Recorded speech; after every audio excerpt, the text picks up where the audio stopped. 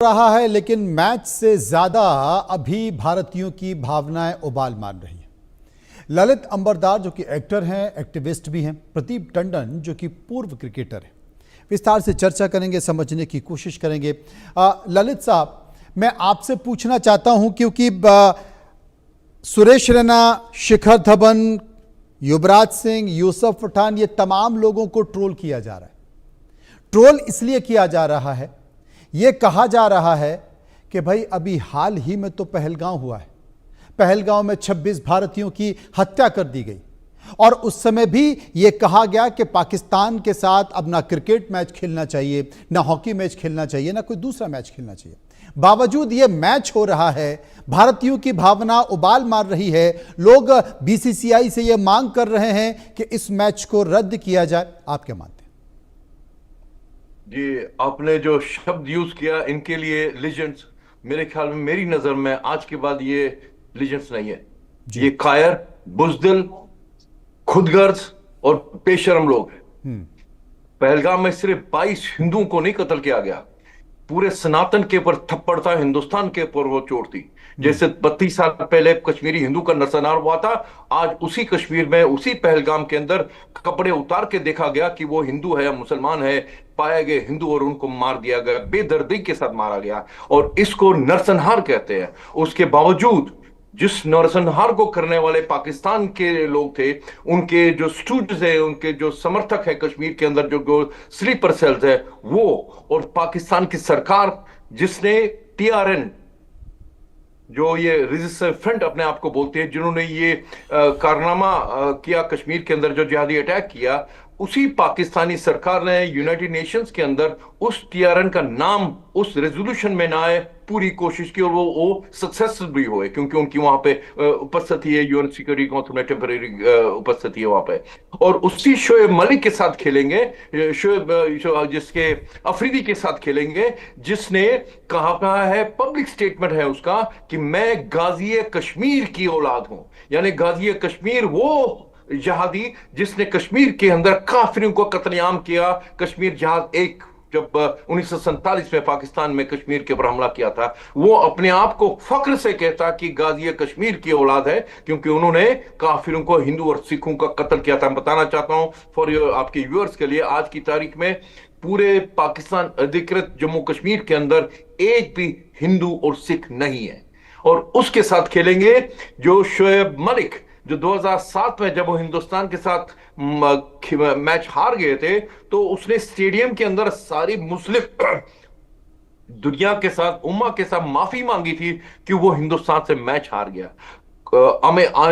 इमरान खान, जिसको हिंदुस्तान की गिलिटराठी वहां पे जब वो खेलते थे मुंबई में, उसके साथ शैंपियन गिलास का टोस्ट करने के लिए लाइन लगा के रखते थे सोशलाइज, वो तब खुद लिखता है कि वो तब भी, वो जो भी हिंदुस्तानी बॉलर्स को, बॉलिंग बैट्समैन को बॉलिंग करता था, उसके दिमाग के अंदर सिर्फ कश्मीर होता था।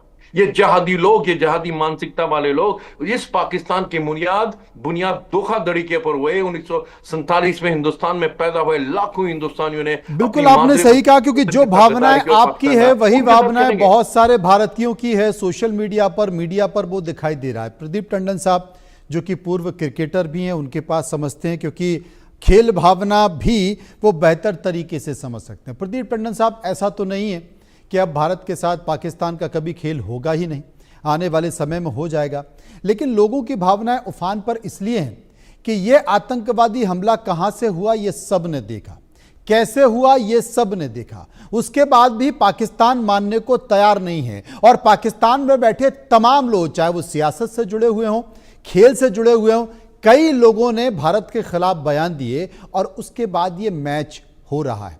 18 तारीख से इसकी शुरुआत हो गई थी। तमाम ऐसे लोग जो बीसीसीआई में बैठे हैं, सरकार में बैठे हैं, वो चुप्पी साधे बैठे हैं। सब शायद 20 तारीख का इंतजार कर रहे थे, और सबको पता था कि यह मैच होगा तो भारतीयों की भावनाएं आहत होगी, फिर भी हो रहा है। आप क्या कहेंगे? देखिए, मैं ललित जी की भावनाओं से पूर्ण सहमति व्यक्त करता हूं और देश की भावनाओं के साथ। और मुझे आश्चर्य हो रहा है कि ये युवराज, ये सचिन तेंदुलकर, ये सहवाग, ये कैसे उस शाहिद अफरीदी के साथ खेलेंगे, उसकी सूरत भी देखेंगे। मैं तो ऐसे आदमी की कोई सूरत में सिर्फ थूक के लौटे आऊंगा जो शाहिद अफरीदी ने जो काम किए हैं, जो उसने स्टेटमेंट दिए हैं, जो उसकी हरकतें तमाम वायरल हुई हैं। तो मुझे तो बहुत शर्म आ रही है इन लोगों पे। और ऐसा भी नहीं है, मुझे नहीं लगता ये बीसीसीआई का, ये आईसीसी का इवेंट है कि हमें इसमें खेलना जरूरी हो। जी। ये आईसीसी का तो इवेंट है नहीं, ये तो कोई प्राइवेट टूर्नामेंट है जिसमें शिरकत करने हमारे कुछ क्योंकि टीम का सिलेक्शन बीसीसीआई ने नहीं किया है, ये तो इकट्ठे होकर कुछ प्लेयर्स एक टूर्नामेंट खेलने चले गए। लेकिन और प्रदीप किसी साहब, private अनुमति तो party- बीसीसीआई ने दी होगी खिलाड़ियों को जाने की कि हाँ आप खेलिए। निश्चित रूप से ये मैं वही कह रहा हूं कि कैसे तो अनुमति मिली और कैसे इन खिलाड़ियों ने हिम्मत कर ली। और देखिए, बहुत शर्मनाक बात है कि इन खिलाड़ियों के पास न पैसे की कमी है, न शोहरत की कमी है, ना ही इनके अंदर वो ये कहें कि हमें क्रिकेट खेलने के मौके कम मिले हों, तो वो एक भावना अभी हो कि हमें और क्रिकेट खेलना, अभी हमें बहुत क्रिकेट बचा हुआ है, ये भी नहीं हो सकता। लेकिन फिर क्या चीज है जो इनको ड्राइव कर रही है कि देश के सेंटिमेंट्स को ये नहीं समझ रहे? क्या लड़ना और मरना काम सिर्फ देश के फौजी का है?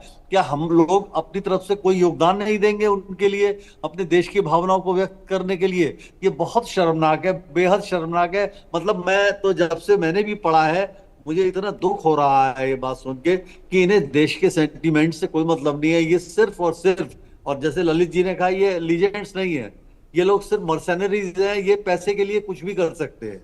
ये तो कोई भरोसा नहीं है, भारत के खिलाफ भी बोलने लगे, ये उन लोगों में से है। इनके साथ कोई सहानुभूति किसी को नहीं रखनी चाहिए, और इनकी जितनी आलोचना जिस लेवल पे भी हो वो की जानी चाहिए। मुझे इनसे कोई सिंपैथी नहीं, और मेरे लिए इनके दिल में अब कोई सम्मान नहीं। जी, ये बड़ा सवाल है। और आप ठीक कह रहे हैं कि शाहिद अफरीदी जो कि लगातार भारत को लेकर बयान देते रहे हैं, आरती उतारने के तरीकों का मजाक उतारते रहे हैं, भारतीय जो सीरियल आते हैं वो सीरियल उनकी पत्नी और बच्चे देखते हैं तो वो टीवी फोड़ देते हैं। इतनी नफरत है उनको भारत से, इतनी नफरत है भारतीय संस्कृति से। ऐसे व्यक्ति से भारत पाकिस्तान के बीच जब तनाव चल रहा था, उस वक्त भी शाहिद अफरीदी ने भारत के खिलाफ कई सारे बयान दिए। आपने ठीक कहा। मेरे साथ दोनों मेहमान मौजूद हैं और दोनों मेहमान इस बात का जिक्र कर रहे हैं कि आखिर कैसे ये खिलाड़ी शाहिद अफरीदी के साथ मैच खेल रहे हैं। क्या पैसे के लिए? क्या पैसे के लिए मैच खेला जा रहा है? क्या वो कत्ल भूल गए हैं जो कि पहलगांव में हुआ था? और सही कहा कि ये लीजेंड है ही नहीं, क्योंकि अगर ये लीजेंड होते तो कल ये मैच नहीं खेलते। ललित साहब, देखिए, आज तो ये परंपरा रही है हिंदुस्तान में, हजारों किलोमीटर दूर साउथ अफ्रीका के साथ हमारे कोई खेल रिलेशन नहीं थे। उनके लिए अपर्ताइड के लिए हम उनके लिए समर्थन कर रहे थे।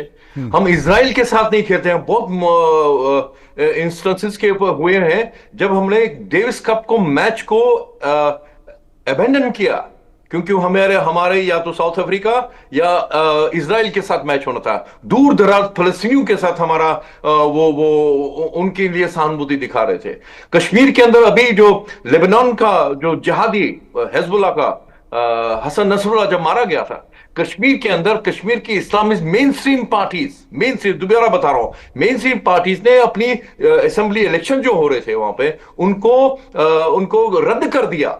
और मैंने कई चैनल्स पे पूछा, तुम ये क्यों कर रहे हो? वो जिहादी हिजबुल्लाह हिंदुस्तान के खिलाफ है, पाकिस्तान का समर्थन करता है, कश्मीर जहां का समर्थन करता है, आप उसके लिए क्यों मातम मना रहे हो? वो कहने लगे सब एक आवाज में, हमारी मजहबी आस्था को ठेस पहुंची है। लेकिन यहां पे हिंदुओं पे जुल्म हो रहा है, हिंदुस्तान के अंदर हो रहा है। ये भूलिए कि पाकिस्तान के अंदर हिंदुओं के साथ कितना नरसंहार हो रहा है। पिछले 70 साल से 22% हिंदू और सिख थे 1947 में, आज की तारीख में 2% है। किसी हिंदू की, किसी लीजेंड की, किसी सुपरस्टार की हिम्मत नहीं होती पूछने की इन अपने यारों से, दोस्तों से कि तुम्हारे यहां पे हिंदू थे, वो उनको जमीन खा गई। और सबसे बड़ी बात ललित साहब, दुख इस बात का है कि जब भारत पाकिस्तान के बीच तनाव चल रहा था, उस वक्त शाहिद अफरीदी काफी एक्टिव दिखाई दिए।